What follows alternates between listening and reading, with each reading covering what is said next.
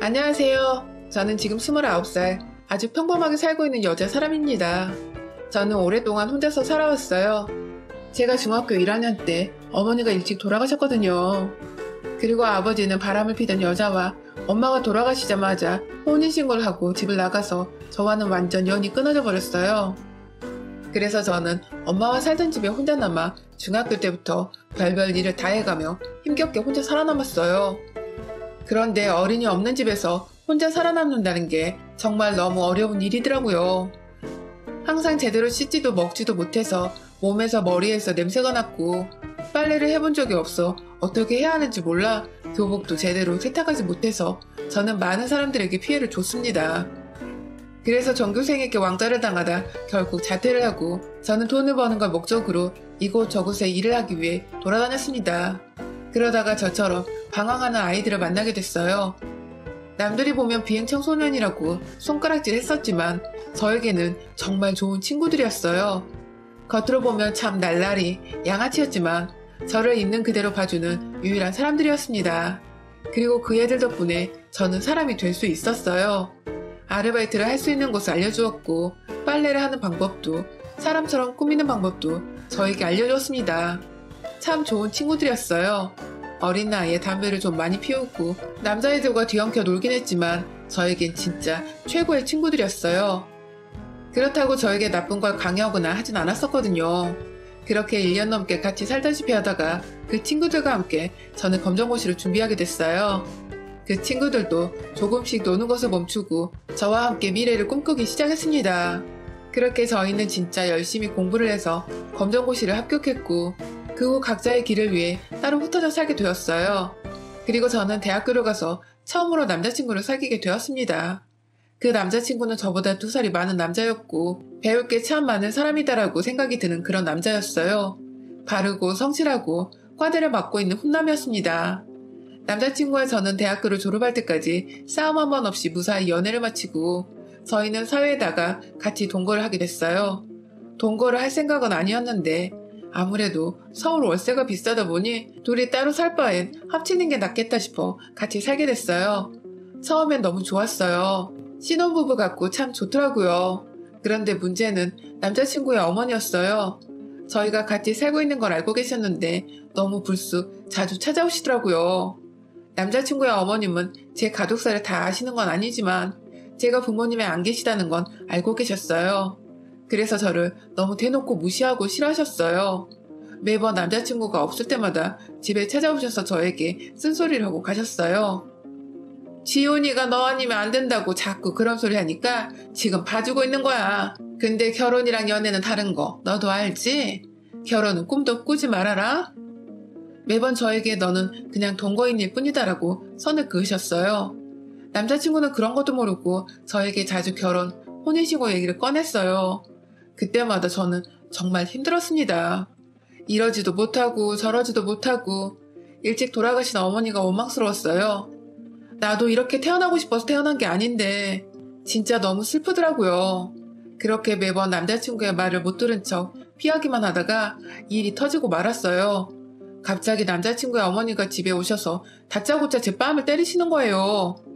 너 내가 결혼은 안 된다고 말했지? 어딜 감히 니까짓 게 내 아들을 넘봐? 어머니 무슨 말씀이세요? 네가 뭐라고 했길래 지훈이가 너한테 프로포즈를 하겠다는 거야? 너 지훈이한테 결혼하고 싶다고 말했니? 네가 지훈이한테 닥달한 거지? 그치? 결혼하고 싶다고 매달린 거지? 저는 갑작스러운 어머니의 말에 너무 놀랐어요. 저도 몰랐던 일이었고 그런 낌새도 없어서 뭐라 말을 할 수가 없었어요. 그런데 어머님이 자꾸 제 자존심을 짓밟으시더라고요. 니까짓 게 뭐라고? 우리 아들이 너한테 프로포즈를 해? 진짜 내가 기분이 더러워서 어디 부모도 없는 년아. 아유. 어머님 그 말씀은 좀 심하신 것 같아요. 어머님 화나신 건 알겠지만 저도 진짜 모르는 일이었고 이렇게까지 제가 맞아야 하는 일인지도 잘 모르겠어요. 이게 진짜 정신을 못 차리고? 남자친구의 어머님은 제 머리채를 잡고 바닥으로 내던져버렸어요. 저는 완전 제대로 넘어져 버렸고 크게 다칠 뻔했어요. 그리고 제가 정신을 차리기도 전에 제 머리 위로 뭔가가 떨어지더라고요. 보니까 간장이었습니다. 싱크대에 있던 간장을 시어머니만 넘어져 쓰러진 제 머리 위로 쪼르륵 떨어뜨렸어요. 내가 점잖게 말하고 기회줄 때 결혼 안 하겠다 말해. 그리고 네 수준에 맞는 남자 찾아서 결혼을 해라. 알았니? 남의 귀한 자식 앞길 막지 말고. 혹시나 해서 내가 말하는 건데 임신 같은 걸로 내 아들 발목 잡을 생각도 하지 마라. 어머님은 임신 얘기를 하면서 자기 가방에서 콘돔을 꺼내서 저에게 던지곤 바로 집을 나가셨어요. 저는 진짜 자존심이 너무 상하고 속상했어요. 내 모습이 너무 비참해서 더 이상 안 될 것 같다 남자친구와 이별을 결심하게 되었습니다. 그리고 저는 집을 치우다 도저히 자존심이 상해서 안 되겠다 싶어 치우지도 않고 그냥 집을 뛰쳐나가버렸어요. 그리고 무작정 어렸을 때 함께했던 친구 집을 향했어요. 친구는 제 얘기를 다 들어주고 응원과 격려를 해줬습니다. 그동안 혼자 힘들었겠다면서 진심으로 위로를 해줬어요. 그러다 저는 잠들었고 눈을 떠보니 제 앞에 남자친구가 있는 거예요. 친구는 거실에 있고 저는 방에서 자고 있었는데 너무 놀라서 꿈인 줄 알았어요. 알고 봤더니 울다 지쳐 잠든 제가 걱정됐던 친구는 남자친구에게 온 전화를 대신 받아 그동안 있었던 일을 말해준 거였어요. 남자친구는 그동안 자기가 너무 몰라줘서 미안해하며 저에게 사과를 했고 제 손에 반지를 끼워주며 결혼을 약속했습니다. 저는 안 된다고 말을 했지만 남자친구는 자기를 믿어달라고 말을 하더라고요. 그리고 친구도 같이 옆에서 응원해줘서 저는 남자친구를 믿어보기로 했습니다. 그렇게 저희는 그날 집으로 돌아와 어머님이 저에게 했던 일들에 대해 저는 남자친구에게 사실대로 다 말해줬어요. 남자친구는 그 얘기를 듣고 적잖이 충격을 받은 것 같았어요. 미안해. 우리 엄마가 너한테 그렇게까지 할 줄은 몰랐어. 난 밉보이라고 너에 대해서 엄마한테 말한 게 아니었는데. 오빠 탓이 아닌데 뭐. 나도 어머님 아예 이해가 안 됐던 건 아니야. 내가 뭐 하나 잘난 것도 없고. 무슨 말이 그러냐? 그렇게 생각하지 마. 너 속상한 만큼 내가 더 잘할게. 남자친구는 그 다음날부터 정말 열심히 어머님을 설득하러 다녔어요. 그럴 때마다 저는 친구 집에 피신에 가 있었고요. 전처럼 혹여나 난리가 날까봐 남자친구는 친구 집에 가 있으라고 하더라고요. 그렇게 정신없이 지내다 보니 6달이 순식간에 지나갔어요. 남자친구와 저는 그 사이 결혼 준비를 하고 있었어요. 물론 아직 부모님의 허락이 떨어지지 않았지만 저희는 굽히지 않았고 계속해서 어머님을 설득했습니다. 남자친구는 정말 믿음직스러웠어요.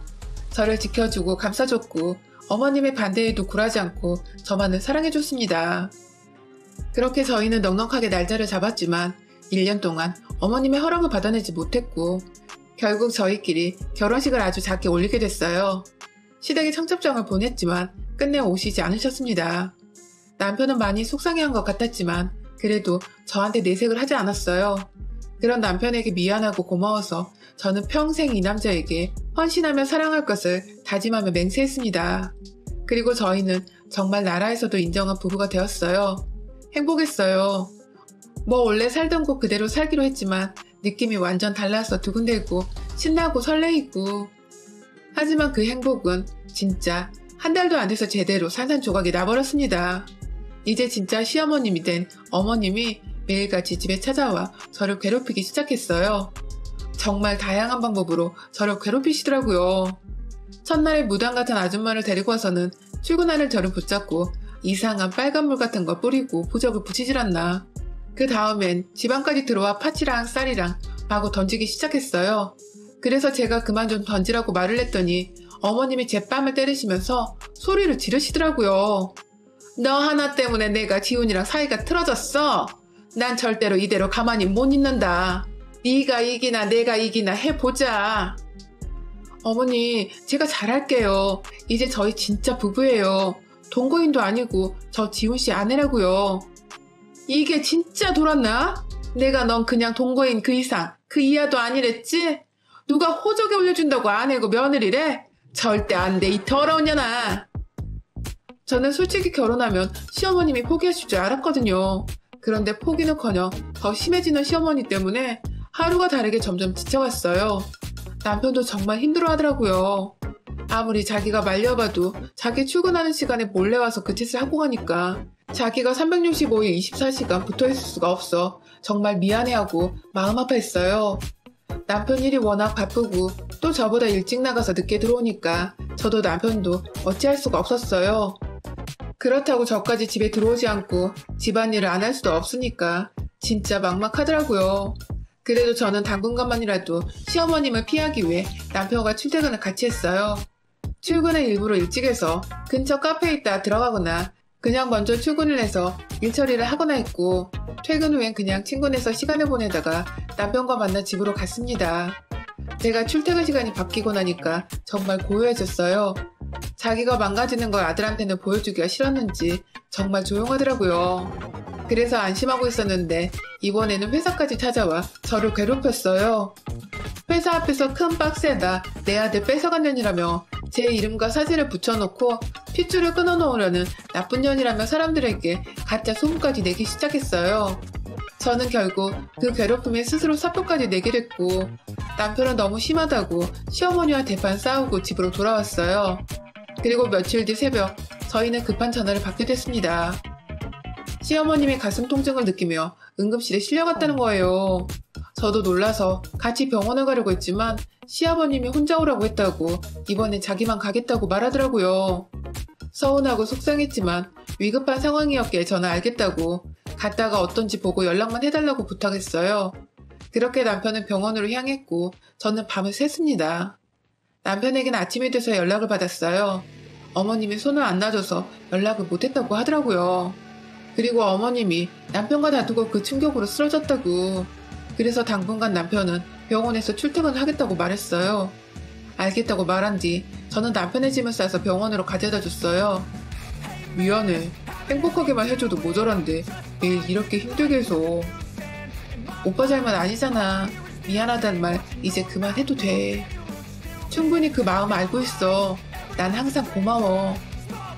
저희는 서로를 안아주며 위로를 했어요. 그리고 저는 뒤돌아서 가려고 하는데 아버님이 나오셨더라고요. 저희 둘을 붙잡고 이야기를 하셨어요. 너희들 그냥 헤어지면 안 되겠니? 저러다 니네 엄마 죽을까봐 겁난다 나는. 아버지까지 왜 그러세요? 네 엄마가 오죽했으면 저러겠니? 네가 대답해봐라. 너는 이런 꼴 다 보고 굳이 살아야겠니? 네가 아주 집안의 쑥대밭으로 만드는구나. 아버님은 저를 굉장히 미워하고 원망하고 계셨어요. 저는 그 자리에서 계속 죄송하다는 말밖에 할 수가 없었습니다. 남편은 황급히 절 집으로 돌려보냈어요. 그렇게 집으로 돌아왔고 남편은 그 후로 계속 병원에서 출퇴근을 하며 지냈습니다. 그런데 어느 날부턴가 제 주위에 어떤 남자가 어슬렁대기 시작했어요. 같은 아파트 단지에 이사온 남자였습니다. 그 남자는 자꾸 제가 쓰레기 버리러 나갈 때나 장을 보러 갈 때마다 너무 자주 마주치더라고요. 그렇게 얼굴을 매번 보다 보니 자연스럽게 말을 트게 됐고 저희는 그냥 가벼운 농담을 할 정도로 친해졌습니다. 그런데 자꾸 저에게 스킨십을 하려고 하더라고요. 저는 기분이 나빠서 단칼에 거절했지만 틈만 나면 뒤에서 나타나 저를 안고 만졌습니다. 저는 스트레스를 받아서 소리를 치며 신고하겠다고 말했어요.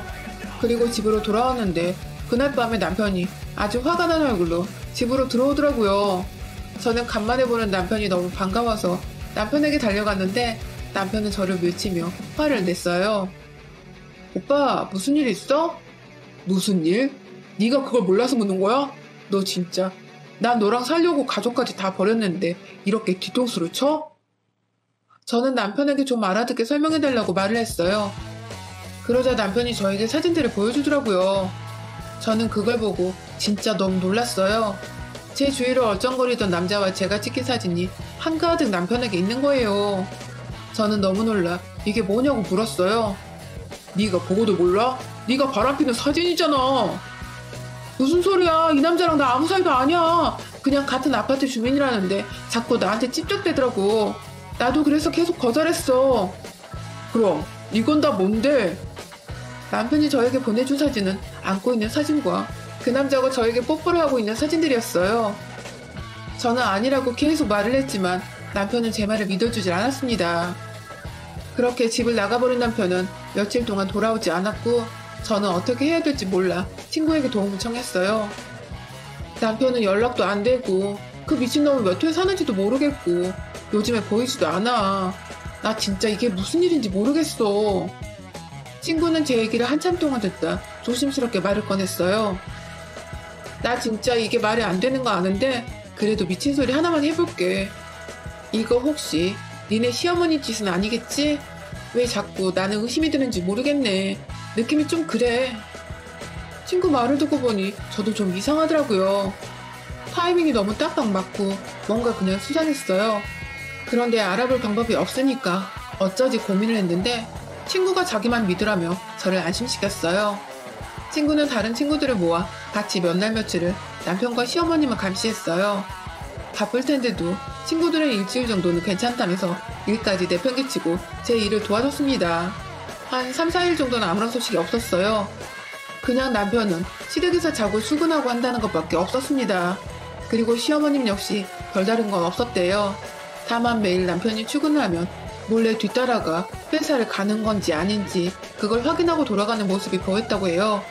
진짜 정성이지 않나요? 혹시라도 저에게 올까봐 그런 것 같았어요.